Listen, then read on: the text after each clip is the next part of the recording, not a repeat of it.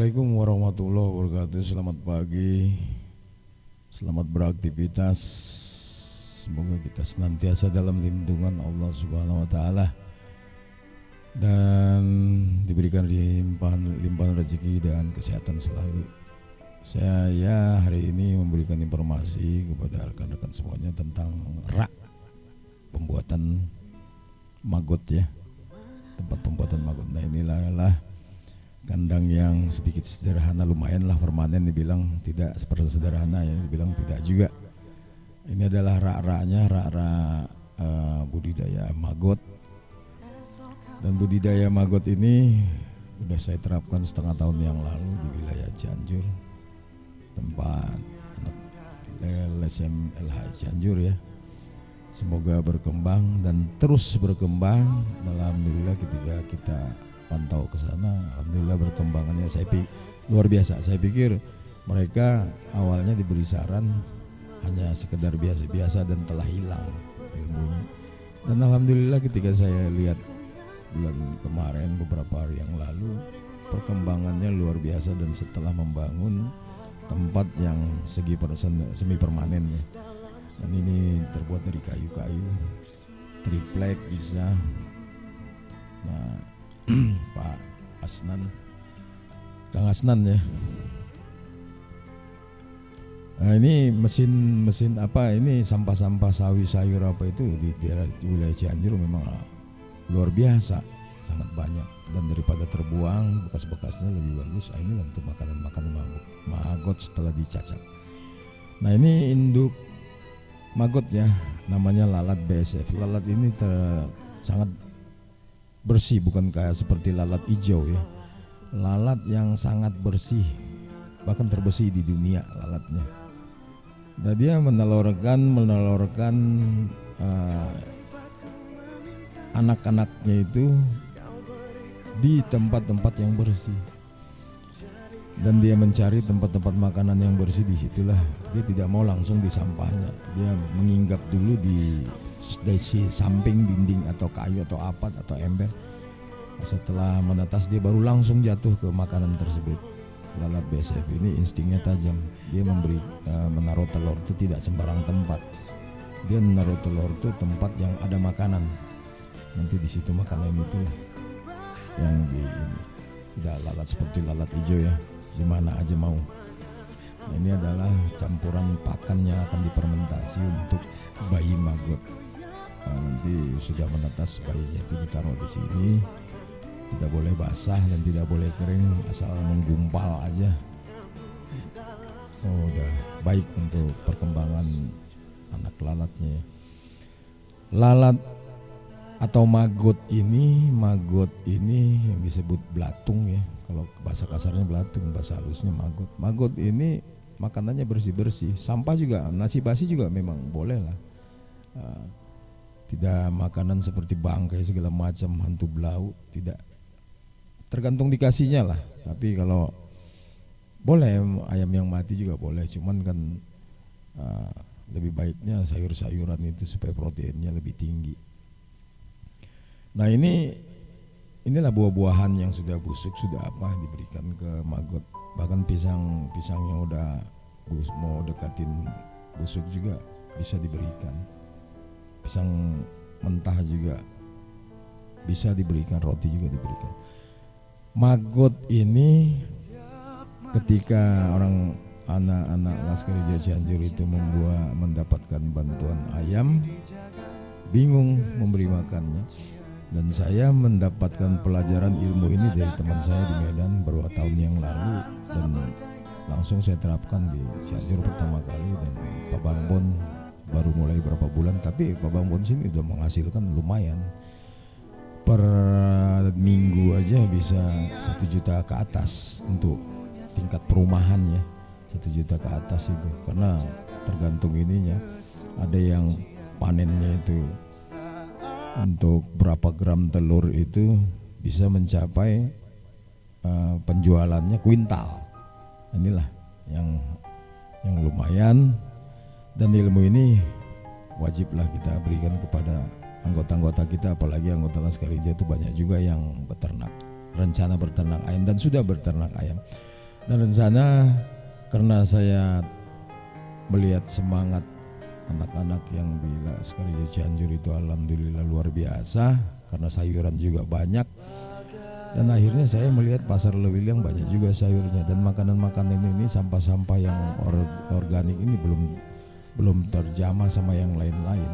Dan masih banyak lah kesempatan untuk kalau kita mau aja. Dan insya Allah saya akan terapkan di kelompok Tani Cinta Damai ini, dan akan berkoordinasi dulu dengan Pak Haji Widiantoro selaku pembinanya. Pasti beliau mau, karena ayam beliau juga ada 800 ekor yang sudah agak puyeng memberi makannya juga dalam per 5-6 hari itu terus dan pur. Nah, alhamdulillah mudah-mudahan dengan ilmu yang saya ingat kembali dari anak-anak, kesuksesan anak-anak Laskar Hijau, dan mulainya Pak Bangbon lagi, dan Abahnya Rosmi juga sudah memulai. Dan alhamdulillah ketika ngelihat Pak Bangbon ya yang menghasilkan hanya 2 orang, mereka 1 minggu bisa menghasilkan 1,5 juta, 2 juta. Nah, ngapain lagi ke Jakarta jual roti segala macam.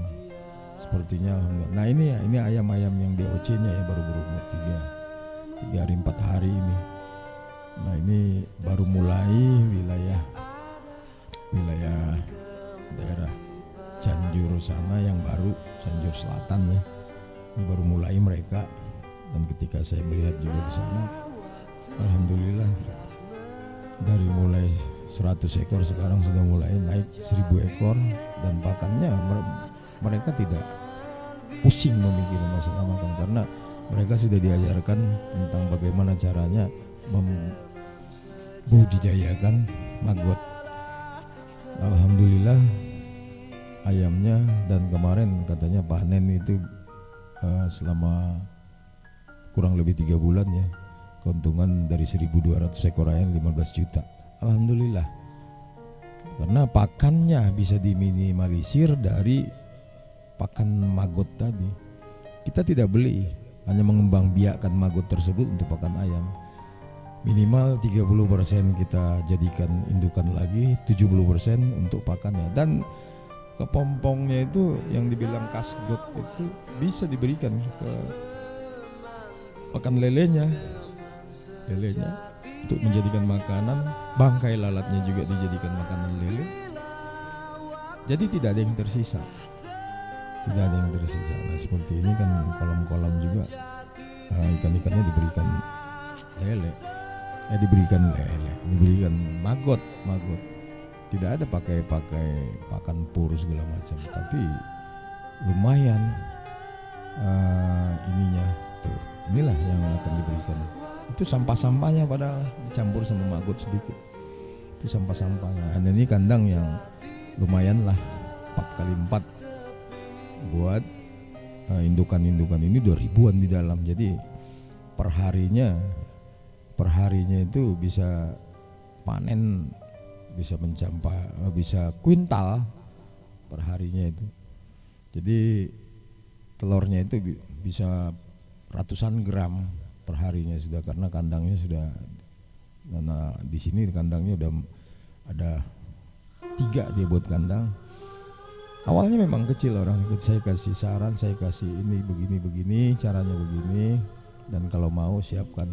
Nah, akhirnya dari kelambu bekas, karung bekas segala macam, akhirnya sampai sekarang ini sukses, kayak mempunyai ini sewa ya, ini ngontrak gampangnya ini.